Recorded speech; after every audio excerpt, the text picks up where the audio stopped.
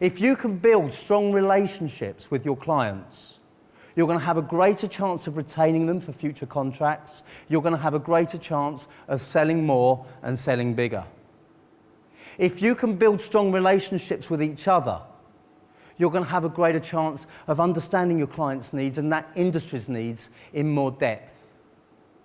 And if you can build stronger relationships with other people in your industry, again, you'll achieve your goals far more easily. So my aim in this session is to help you understand just how important networking, relationships, and your personal networks are to your success. My aim is to get you thinking about being brilliant together as something that you use to achieve better results, rather than a strapline designed to build the brand. My aim from this presentation is to get you to look at networking perhaps in a completely different light to the way you've looked at it before.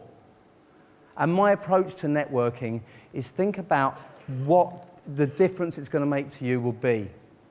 How you need to approach it in a way that's going to deliver the results that you need to drive your business forward for the year and achieve your targets. Here's my definition of networking. It's collaboration with others to enhance our potential beyond that which we could reach on our own. Collaboration with others to enhance our potential beyond that which we can reach on our own. Now, what we're going to talk about this evening are the three main reasons that people network. And what you'll see as we go through those three reasons is that collaboration, working with other people, makes it so much easier to achieve the desired goal than trying to do things on our own. Before we go into that, I just want to get a sense of who's in the room and where you are with this sort of thing. So if I talk to you about collaboration with other people, would you feel that it's important to take opportunities to meet new people and build new relationships so you've got a wider network from which to reach into? If you can put your hand in the air, if you think it's important to have a fairly wide network of different people that you can turn to for support. If you can put your hand in the air. Now keep your hands up for the moment. What I'd like you to do is keep your hand up if you are sat next to people you know, you've dealt with regularly, or you have had a relationship before this conference. It's pretty much everyone has kept their hand in the air. So we're agreed, you can put your hands down now, thank you. So we're agreed that we do need to go out and meet new people. We need to take those opportunities to meet new people, build the network, so that we've got a greater resource to turn to. And yet, what do we all do? We walk into that opportunity and we sit in our comfort zone. And we turn to the people we already know. Now, one of the things that really is going to make this conference powerful for you is the opportunity to meet with colleagues from right the way across Europe and beyond, to meet new people, to build relationships with them, so that when you need some ideas, some support, some insight, you know who to turn to. So before I carry on and talk about why we network and how you can build that into your relationships with your clients and internally, I want you to build your network. So what I'd like you to do is move away from where you are now. I'd like to go and move to a totally different table and introduce yourself to someone you haven't met before. Work are to become better known, better equipped, and better connected. And that's what I'm going to talk about tonight. Networking to become better known, to build your profile, to ensure your reputation is exactly what you want it to be. And when I say you, I'm talking about you as an individual and you as an organization. Networking to become better equipped, what I call brain building. But networking to be better at our job, to be better when we're working with our clients. And we're going to look in a lot more detail at that a little bit later on.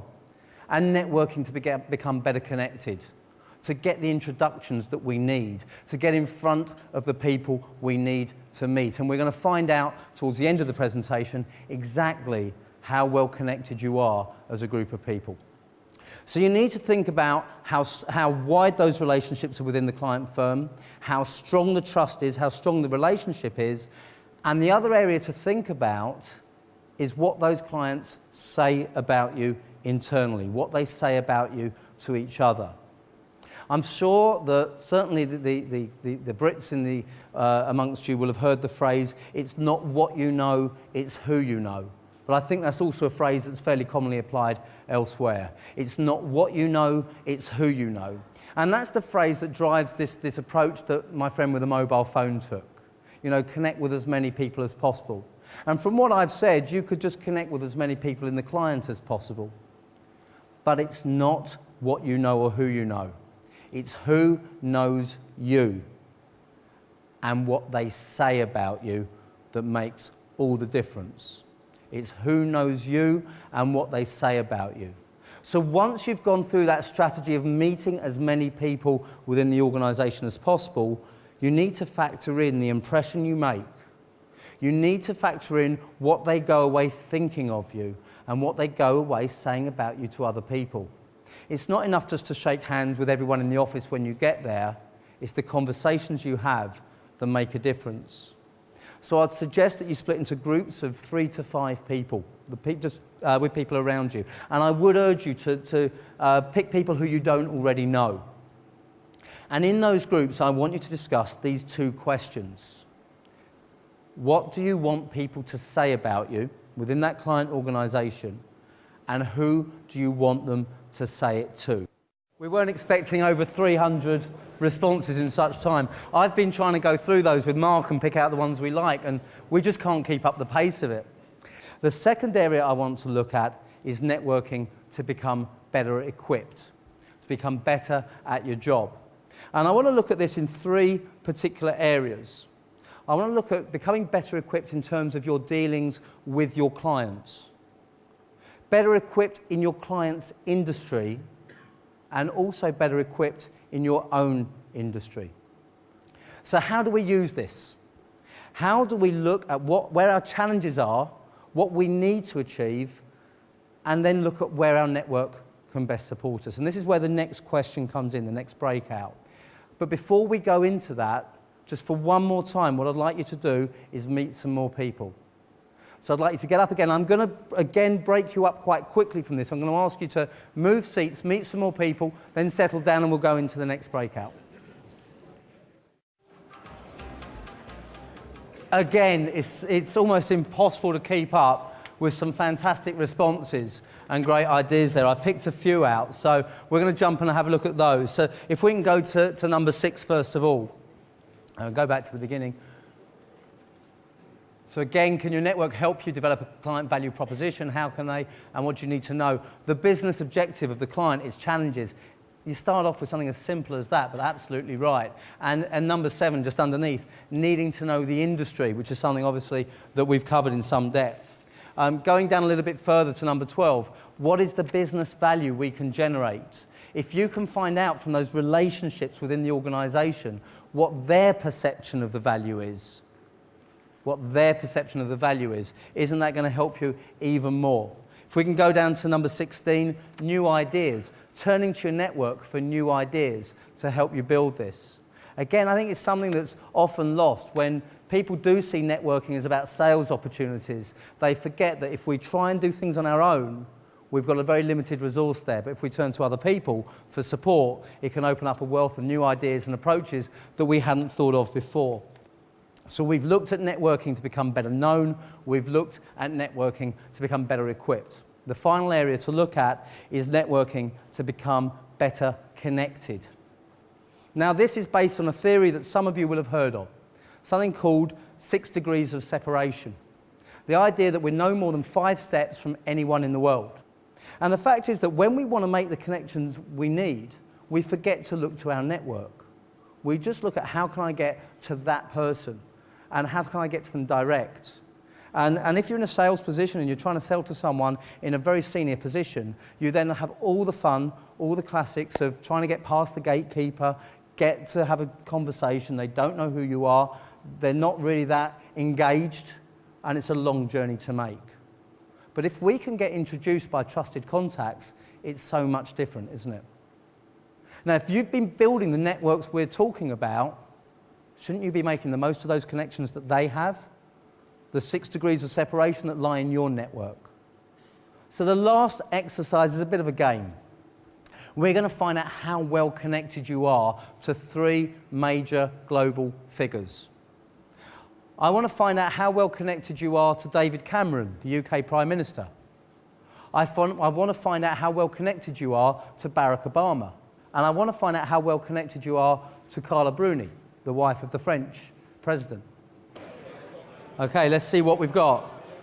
59% of you are just one person away from an introduction to the Prime Minister of the UK. 59% of you. In fact, if we count in the people who know David Cameron, 7% of you know David Cameron.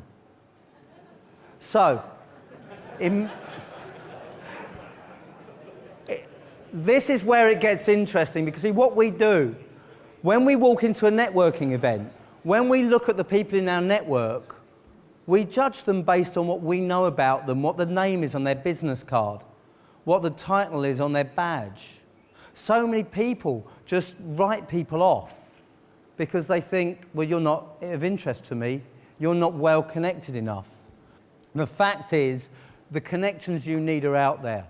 The deeper the relationships you build with a reasonable width, breadth, number of people, then you can get to the people you need to meet. I want to leave you with just 4 simple questions to focus on and think about if you're going to take this forward.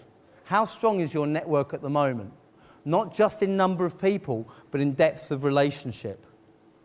How deep are the relationships you build with everyone you meet?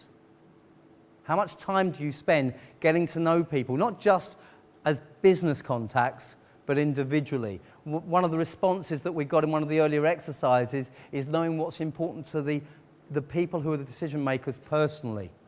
You've got to have the deep relationship to know that, to get them to confide in you. How can your network help you? Don't try and do things on your own. Once you've built that network, understand who you can turn to, how they can help you, and how that can make a difference. How effectively is that happening at the moment? In his introduction, Andy said that someone who makes lots of friends can make a fortune. I always finish with a paraphrase of something that Baden-Powell said. And I think it fits in with the same idea, the same theme. If you want a successful business in 1 year, grow wheat. If you want a successful business in 10 years, grow trees. But if you want a successful business for life, grow people. Thank you very much.